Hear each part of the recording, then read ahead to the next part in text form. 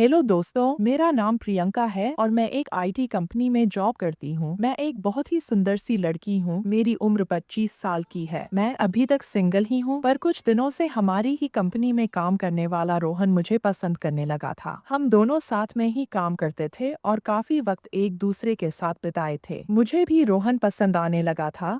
वह बहुत हंसमुख था और हमेशा मजाक किया करता था। मुझे उसका साथ अच्छा लगता था। कभी कभी हम दोनों बाहर रेस्टोरेंट में भी खाने चले जाते थे। 1 साल तक साथ काम करने के बाद रोहन ने मुझे शादी के लिए प्रपोज किया और कहा, प्रियंका, मैं तुम्हें चाहने लगा हूँ। तुम बहुत खूबसूरत और हसीन हो। मेरी जिंदगी में आकर मेरी जिंदगी को संवार दो। क्या तुम मुझसे शादी करोगी? मैंने खुशी खुशी उससे शादी के लिए हाँ कर दी थी और वह रिश्ता लेकर मेरे घर पर आ गया। मेरे पूरे घर वालों को रोहन बहुत पसंद आया था। वो बिल्कुल वैसा ही लड़का था जैसा मेरे माता पिता को चाहिए था। रोहन के घर वालों को भी मैं पसंद आ गई थी। हम दोनों के परिवारों की रजामंदी से हमारी शादी तय हो चुकी थी। शादी का मुहूर्त 20 दिन बाद का निकला था। घर पर शादी की तैयारी जोरों शोरों से चल रही थी, पर मैं अभी भी ऑफिस जा रही थी। मैंने सोचा था कि शादी के 2 दिन पहले ही छुट्टी ले लूंगी, क्योंकि प्राइवेट कंपनी में छुट्टी मिल पाना थोड़ा मुश्किल होता है। मम्मी पापा ने कहा था कि तुम तैयारियों की टेंशन मत लो, सब आराम से हो जाएगा, इसलिए मैं बिंदास थी और सारी तैयारी मेरे घर वाले ही कर रहे थे। मेरे भैया तो बात बात पर मेरा मजाक उड़ा रहे थे, पर मैं अंदर ही अंदर खुश थी कि अब मेरी जिंदगी में एक नया मोड़ आएगा। मेरे अकेलेपन भरी जिंदगी में अब मुझे प्यार मिलने वाला था और जिस चीज की जरूरत हर इंसान को होती है वह चीज भी मिलने वाली थी। अब मैं रोहन के ख्यालों में ही खोई रहती थी। रोज रात को फोन करके रोहन मेरे साथ सुहागरात की बातें करता था और मैं उन ख्यालों में डूब जाती थी। मेरे ऑफिस के लोग भी हम दोनों को लेकर मजाक किया करते थे। सब कुछ सही चल रहा था, लेकिन मेरी जिंदगी में एक नया तूफान आने के लिए इंतजार कर रहा था,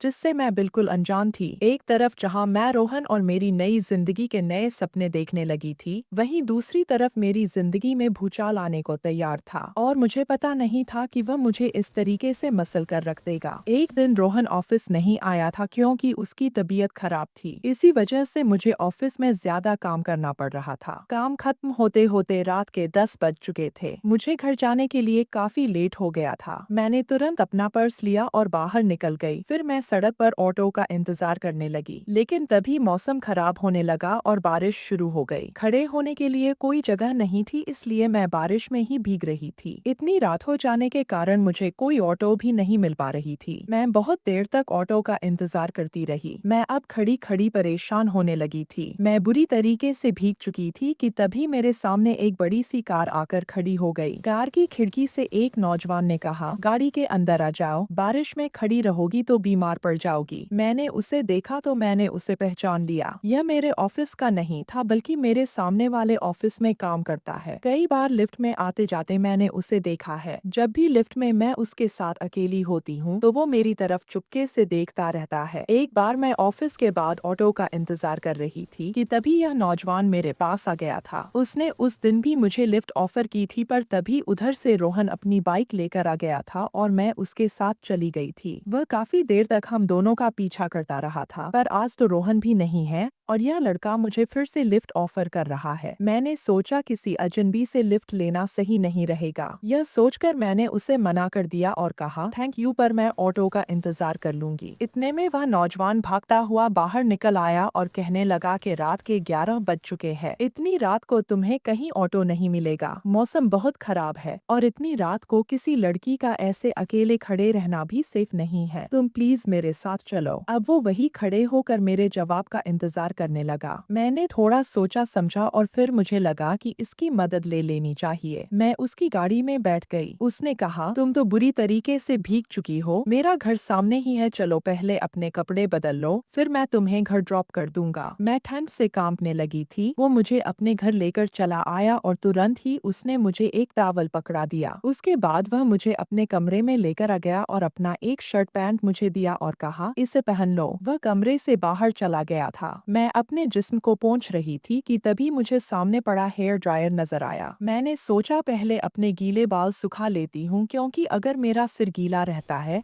तो मुझे सिर दर्द होने लगता है। मैंने धीरे धीरे अपने बाल सुखाना शुरू किया और बाल सुखाते सुखाते थोड़ा ज्यादा टाइम लग गया। फिर मैं अपने सारे गीले कपड़े उतार कर अपने शरीर को पोंछने लगी कि तभी वह लड़का कमरे के अंदर आ गया। उस वक्त मैंने कुछ भी नहीं पहना हुआ था। मैं सर से लेकर पाँव तक नंगी थी और उसने मुझे इस हाल में देख लिया था। एक पल तो वह मुझे देखता ही रह गया, लेकिन अगले ही पल सॉरी करके दरवाजा बंद कर दिया। मेरी हालत तो बहुत खराब हो चुकी थी। एक नौजवान लड़के ने मुझे इस हाल में देख लिया था। मैंने तुरंत शर्ट पहन लिया, लेकिन उसका पैंट मुझे नहीं आ रहा था, तो मैंने टॉवल लपेट लिया। उसके बाद जब मैं बाहर निकली तो उसने कहा, मुझे माफ करना पर मैं तो दरवाजा खटखटा के आया था, तुमने जवाब क्यों नहीं दिया? तब मुझे ध्यान आया कि उसने दरवाजा तो खटखटाया था, पर मैं इतनी डिस्टर्ब थी कि कुछ कह ही नहीं पाई। मैंने कहा, जो भी हुआ वो मेरी ही गलती थी, मेरा ही ध्यान कहीं और था। मैंने कहा, तुम्हारी पैंट मुझे नहीं आ रही है। उसने कहा, फिक्र मत करो, तुम्हारे कपड़े मैंने वॉशिंग मशीन में डाल दिए हैं, इसमें पूरी तरीके से कपड़ा सूख जाता है, आधा घंटा लगेगा, उसके बाद अपने कपड़े पहनकर तुम आराम से घर जा सकती हो। उसने मेरे कपड़े सूखने को डाल दिए, फिर कहा, चलो कुछ खाना बनाता हूँ, तुम भी खा लेना। हम दोनों किचन में चले गए और वह ऑमलेट और चाय बनाने लगा। खाना तैयार करके हम दोनों खाने लगे थे, पर मैंने ध्यान दिया कि वह लड़का मेरी तरफ देखे जा रहा था। तभी मुझे ख्याल आया कि मैंने अपनी शर्ट की ऊपर वाली बटन खुली ही छोड़ दी है और वह मेरे जिस्म को देख रहा है। जैसे ही मुझे इस बात का एहसास हुआ, वह मेरे बिल्कुल करीब आ गया। वो मेरी शर्ट के बटन को लगाने लगा था। तभी मेरी सांसें बहुत तेज हो गई और उसकी सांसें भी बहुत तेज चलने लगी थी। यह लड़का कितना हैंडसम है, मैं उसकी शक्ल ही देखती जा रही थी। उसने कहा, मैं तुम्हें एक पजामा दे देता हूँ, तुम इसे पहन लो। इतना कहकर वो मेरे लिए एक पजामा लेकर आ गया। मैं पजामा चेंज करने के लिए कमरे में आ गई थी, पर मैं फिर से ना जाने किन ख्यालों में थी कि मैं दरवाजा बंद करना ही भूल गई और वहीं पर चेंज करने लगी। मैंने टॉवल हटा दी और मैंने नीचे कुछ भी नहीं पहना था। वह वहीं पर खड़ा होकर मुझे देख रहा था। मेरे पजामा पहनने से पहले ही वह मेरे पास आ गया और मुझे अपनी बाहों में भरकर मेरे होठों को चूमने लगा। मैं बहकने लगी। उसने मुझे बिस्तर पर लिटा दिया। हम दोनों की ही सांसें तेज चलने लगी थी। वह मुझे बेतहाशा चूमने लगा था और मैं उसके प्यार में ढलती जा रही थी। न जाने कैसा खुमार छाया कि मुझे किसी भी चीज का होश नहीं रहा। वो मुझे चूमते हुए मेरे शर्ट के बटन खोलने लगा। किसी लड़के ने मुझे पहली बार किस किया था। रोहन ने भी मुझे आज तक किस नहीं किया था,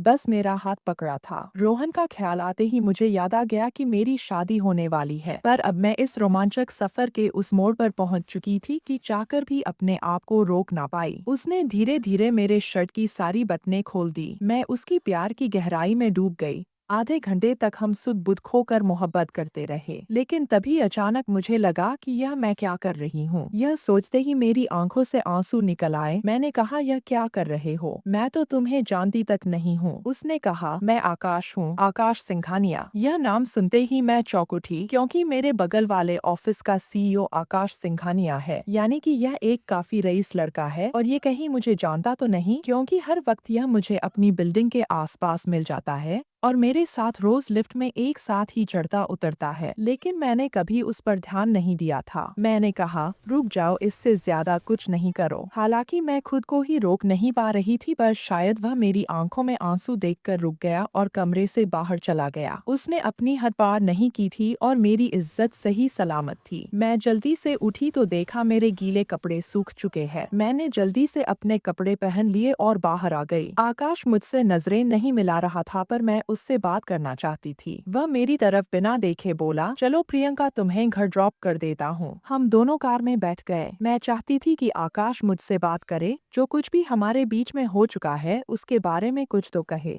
पर वह तो मुझसे नजरें तक नहीं मिला पा रहा था। मेरे घर के पास आकर वह रुक गया और बोला, चाहो तो छाता ले जा सकती हो। मैं उसकी तरफ देखने लगी थी तो उसने अपना पर्स निकाला और अपना कार्ड मुझे दे दिया। मैं कार्ड को हाथ में लिए उसके कुछ बोलने का इंतजार करने लगी, पर वह खामोश रहा। अचानक ना जाने मुझे क्या हुआ, मैं उसके करीब चली गई और उसके होठों पर किस किया। वह मेरी तरफ प्यार भरी नजरों से देखता रहा। मैं कार से उतर कर अपने घर आ गई थी। अपने बेडरूम में जाकर आधे घंटे तो मैं यही सोचती रही कि आज क्या हो गया। तभी उसका कार्ड मैंने देखा तो उसमें उसका फोन नंबर था। बिना सोचे ही मैंने उसके नंबर को डायल किया। आकाश ने फोन उठाया तो मैंने कहा, मैं प्रियंका बोल रही हूँ, आज जो कुछ भी हुआ। उसने मेरी बात को बीच में ही काटते हुए कहा, मैं उसी के बारे में सोच रहा हूँ, अपने बेड में लेटे लेटे उन यादों में खोया हुआ हूँ। वह मेरी जिंदगी का सबसे खूबसूरत लम्हा था। न जाने मेरे दिल को क्या हो गया था। यह कौन सा खिंचाव था कि मैं आकाश की ओर खिंचती चली जा रही थी। और यही सब सोचते सोचते मैं सो गई थी। अगले दिन जब मैं सुबह उठी तो मोबाइल लेकर आकाश को गुड मॉर्निंग का मैसेज भेजा। आज शनिवार था और हमारी छुट्टी थी। इसका मतलब मैं आज आकाश को नहीं देख पाऊंगी। तुरंत उसका रिप्लाई आया, आज क्या कर रही हो? मुझे आज शादी की शॉपिंग के लिए जाना था पर मैंने उसे लिखा कि मैं आज फ्री हूँ। यह मोहब्बत थी या कुछ और, पता नहीं। उसने लिखा, मेरे घर पर लंच पर आ जाओ, 12 बजे तक आ जाओ, मैं लंच तैयार रखूंगा। मैंने घड़ी देखा तो 10 बज चुके थे। मैं जल्दी से तैयार हो गई। अपनी मम्मी पापा से कह दिया कि मैं अकेले शॉपिंग पर जा रही हूँ। आज मुझे रोहन से भी मिलना है, लेकिन उससे पहले मैं आकाश से मिलना चाहती थी। जो कुछ भी हमारे बीच में हुआ था उससे मेरी जिंदगी में भूचाल आ चुका था। मैं खिंचती हुई उसके घर 12 बजे तक पहुँच गई। मुझे देखकर वो मुस्कुराया और घर के अंदर बुला लिया और बोला, खाना तैयार है, पहले खा लेते हैं फिर बातें करेंगे। खाना खाने के बाद मैंने कहा, देखो आकाश, कल जो कुछ भी हुआ वो न जाने कैसे हो गया। मेरी शादी तय हो चुकी है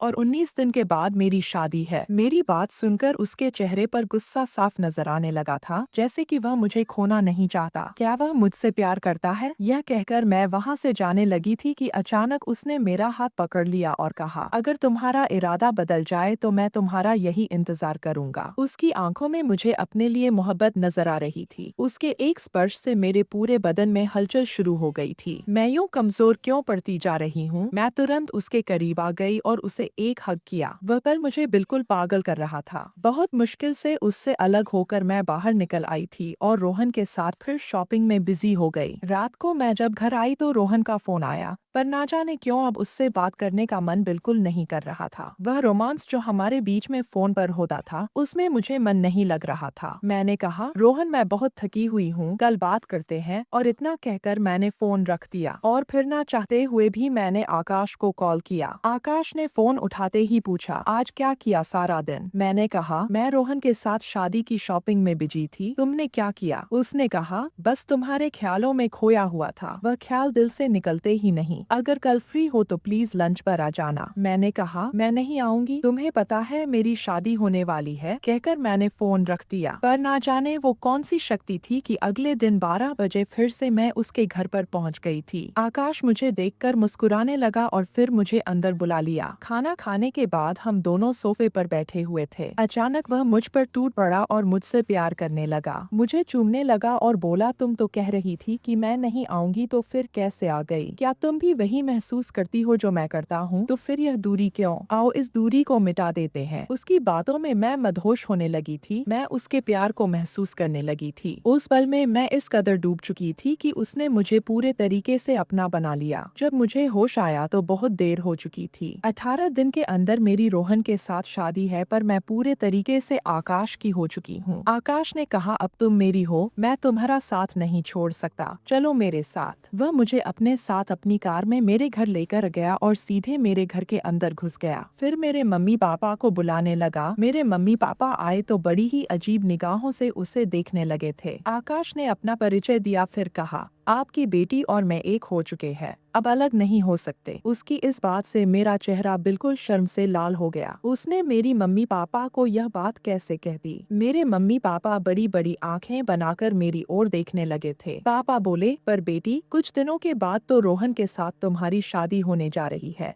लेकिन तभी आकाश ने अपनी जेब से कुछ डिब्बी निकाली। जब उसने डिब्बी खोली तो उसके अंदर सिंदूर था। उसने वहीं खड़े खड़े मेरी मांग भर दी और कहा, अब से प्रियंका मेरी पत्नी है। उसने मेरा हाथ थामा और मुझे लेकर अपने साथ अपने घर आ गया। फिर क्या बताओ, उस भूचाल के साथ मैं बह गई। रोहन का दिल टूट चुका था क्योंकि हमारी शादी टूट गई थी। मेरे मम्मी पापा को तो मानो विश्वास ही नहीं हो रहा था कि यह हुआ क्या, और ना ही मैं कुछ समझ पाई थी कि किस कदर मैं एक अनजान लड़के के इतने करीब आ गई थी कि अपनी खुद की शादी तोड़कर उसके साथ घर बसा लिया था। पर शायद यही मोहब्बत है। कई बार मोहब्बत में हम अपना होशो हवास गवा बैठते हैं, और यही हुआ था मेरे साथ।